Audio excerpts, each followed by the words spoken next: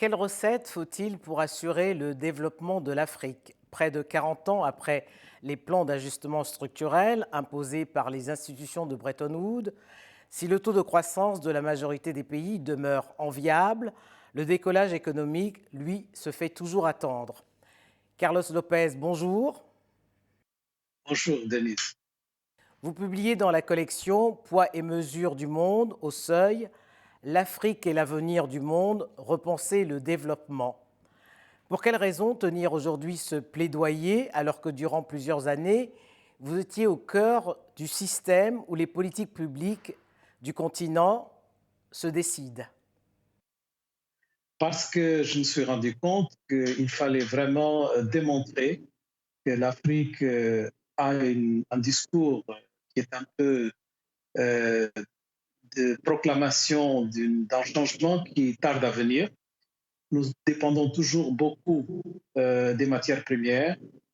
Nous avons 35 pays d'Afrique qui sont dans la catégorie de pays à haute dépendance de matières premières, c'est-à-dire avec plus de 80% de leurs exportations qui dépendent de matières premières. Et c'est un peu la raison pour laquelle nous tardons à faire la transformation structurelle, c'est-à-dire l'introduction de l'industrialisation. Et je me suis rendu compte que ce plaidoyer est nécessaire parce que ce n'est plus un problème seulement africain, c'est un problème pour l'ensemble du monde. Alors, votre affirmation selon laquelle l'Afrique est l'avenir du monde est à l'opposé de celle que tiennent certains économistes qui estiment que les indicateurs sur le continent, notamment les taux de croissance, sont illusoires. Alors, qui croire? Vous ou eux? Moi, je crois que c'est facile à faire la démonstration, comme je le fais dans le livre, que les trois méga tendances mondiales, la démographique, la climatique et la technologique, dépendent en grande partie de ce qui va se passer en Afrique. D'abord parce que nous vivons dans le continent une transition démographique où les taux de fertilité sont en train de baisser lentement, plus lentement que dans le reste du monde, au moment même où l'ensemble de la planète vit un vieillissement, ce qui va placer cette transition dans un contexte complètement différent de tout ce qu'on a vécu jusqu'à maintenant historiquement. Et une des conséquences, c'est que la jeunesse africaine devient l'avenir du monde, puisque depuis un certain nombre de décennies, on attendait que le vieillissement soit plus lent, et c'est le contraire qui est en train de se passer. Pour ce qui est du climat, c'est un peu le même phénomène.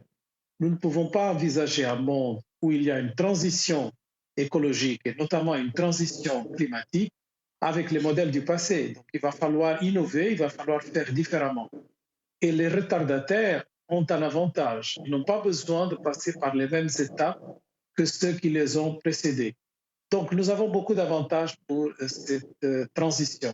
Et pour ce qui est des technologies, normalement, les gens mettent beaucoup de poids sur l'innovation, sur le fait que la propriété intellectuelle est contrôlée par un certain nombre de pays et donc la valeur associée à ces logiciels, à cette capacité, et dépend d'un écosystème qui n'existe pas en Afrique, avec des compétences qui n'existent pas en Afrique. Par contre, ils oublient très souvent que plus on intensifie la technologie dans les produits, le plus ils sont appellatifs à des jeunes plutôt qu'à des vieux. C'est clair que les vieux ne vont pas utiliser des technologies très avancées pour des raisons évidentes. Donc, la jeunesse étant en Afrique, elle est indispensable pour la consommation. Ce qu'il faut, par contre, c'est que les marchés africains, les pays africains ne soient pas dépendants seulement de la consommation de produits fabriqués par d'autres, qu'ils ne soient pas nécessairement boxés sur une démographie qui ne tient pas en compte la mobilité humaine et qu'ils soient capables aussi de faire partie des solutions pour les changements climatiques plutôt que d'être seulement dans le niveau de l'adaptation. Et donc, c'est ces transitions de grande envergure qui vont définir un peu l'avenir du monde. Mais malgré tout, Carlos Ropez, ce qu'on observe, c'est que depuis 2 décennies, le taux de croissance sur le continent est l'un des plus enviables du monde. Or, la transformation, comme vous le rappeliez tantôt, est très lente. Comment expliquer ce paradoxe et y mettre un terme? D'abord, il faut dire que le PIB africain a plus que doublé en 20 ans, ce qui est tout à fait remarquable par rapport, disons, aux séries historiques que nous connaissons. Il y a seulement quelques régions du monde et quelques pays comme la Chine qui ont réussi à doubler leur PIB dans une période aussi courte.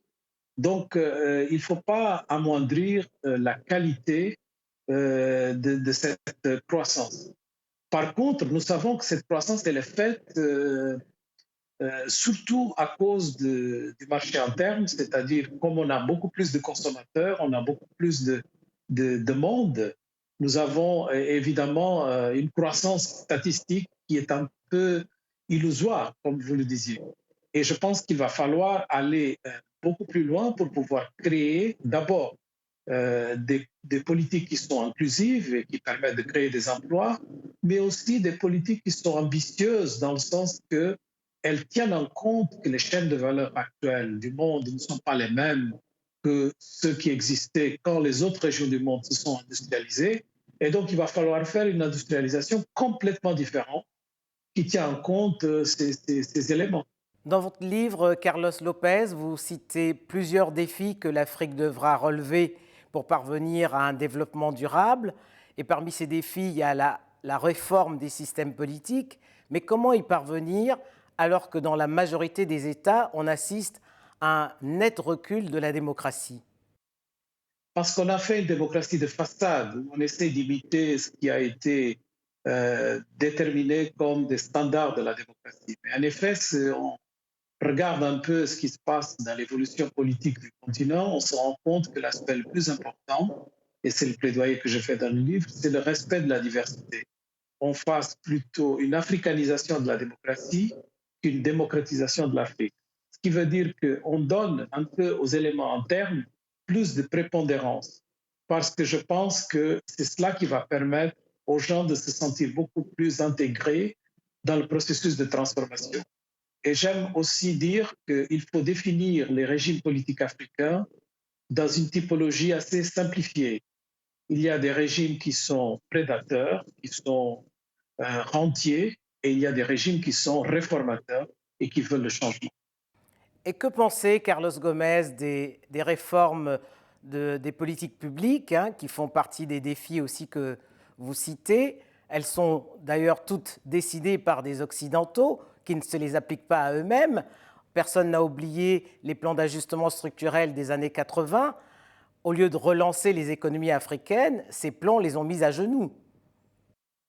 Tout à fait. Moi, je pense que le temps où les recettes toutes faites, notamment dans le domaine macroéconomique, étaient envoyées un peu comme, disons, la seule possibilité, la seule conditionnalité pour pouvoir accéder à des fonds et pour pouvoir être respecté, est révolue. Nous avons vu, par exemple, avec la pandémie, une mise en cause complète de toute l'orthodoxie macroéconomique par les pays qui, jusqu'à maintenant, nous vendaient un peu ces formules. Et c'est un peu aux pays africains de pouvoir saisir le moment. Ils l'ont commencé déjà depuis une dizaine d'années, saisir le moment pour vraiment provoquer des changements systémiques. Parmi ces changements systémiques, le plus important de tous, c'est de montrer que l'évaluation du risque en Afrique est complètement inappropriée. Parce que quand on fait un peu la comparaison entre les indicateurs africains et les indicateurs d'autres pays, on se rend compte qu'il y a un traitement de faveur à d'autres régions qui n'est pas appliqué à l'Afrique. Moi, j'aime toujours mettre en évidence le fait qu'un des pays avec le plus d'accès au marché, c'est la Thaïlande, qui a eu 13 coups d'État. Est-ce que la crise sanitaire est une opportunité pour le continent? Ça va dépendre. Pour l'instant, on est en train de vivre un paradoxe. Nous avons le moins d'infections de toutes les régions du monde. Nous avons une gestion qui a été saluée comme étant assez énergétique. Et donc, en principe, on devait bénéficier d'une reprise plus rapide et on devait aussi bénéficier de plus de latitude dans la mobilité des Africains. C'est le contraire qui est en train de se vérifier. Nous sommes en train d'être pénalisés parce que les autres pays ont la capacité d'appliquer des mesures de relance de leur économie qui ne sont pas permises à l'Afrique. Notamment, ils impriment de l'argent. On l'appelle pas comme ça aujourd'hui, on l'appelle euh, autre chose, mais c'est d'imprimer de l'argent carrément. Et si on faisait cela, les agences de notation allaient mettre l'Afrique encore plus bas dans l'échelle. Jusqu'à maintenant, nous avons seulement un seul pays africain qui n'est pas considéré par les agences de notation comme spéculatif, c'est le Botswana. C'est quand même assez remarquable que dans la deuxième région qui a le plus de croissance dans le monde, après l'Asie du Sud-Est, on ne trouve qu'un seul pays, le Botswana, qui n'est pas dans la catégorie spéculative. Mais à qui la faute, Carlos Lopez? La faute, c'est en partie, bien sûr, la façon dont l'Afrique a été traitée, qui est la conséquence d'une évolution de la pensée, de la discrimination, le fait qu'il y a une certaine marginalité aussi des positions africaines dans les débats internationaux. Mais c'est aussi la faute des dirigeants africains qui ne sont pas capables de trouver la bonne stratégie pour pouvoir vraiment centrer le développement sur les capacités internes, sur les capacités domestiques. Ça se voit par exemple en termes de mobilisation de ressources. On pense toujours en termes d'aide au développement qui représente seulement 2 à 3 du PIB africain. On devait penser beaucoup plus par exemple aux fonds de pension qui ont énormément d'argent qui est mal utilisé et qui pouvait être utilisé pour des questions de développement d'une façon plus productive. Carlos Lopez, pour finir, la Chine, devenue première économie mondiale, est-elle un modèle pour le continent? Jusqu'à un certain point. Je pense que les économistes aiment toujours cette image qu'il faut imiter jusqu'à un certain degré, mais il faut aussi innover. On ne peut pas faire la révolution industrielle en Afrique avec les caractéristiques de ceux qui nous ont précédés. Nous devons apprendre un certain nombre de caractéristiques, mais nous devons aussi faire différemment. L'industrialisation en Afrique, elle sera possible si on se centre beaucoup plus sur le marché interne africain et sur la capacité de ce marché interne qui est en train d'être intégré avec une zone de libre-échange. Et je pense aussi que nous ne devons pas nécessairement condamner les matières premières dans cette transformation. Nous devons les utiliser pour ajouter de la valeur, ce qui ne se fait pas actuellement.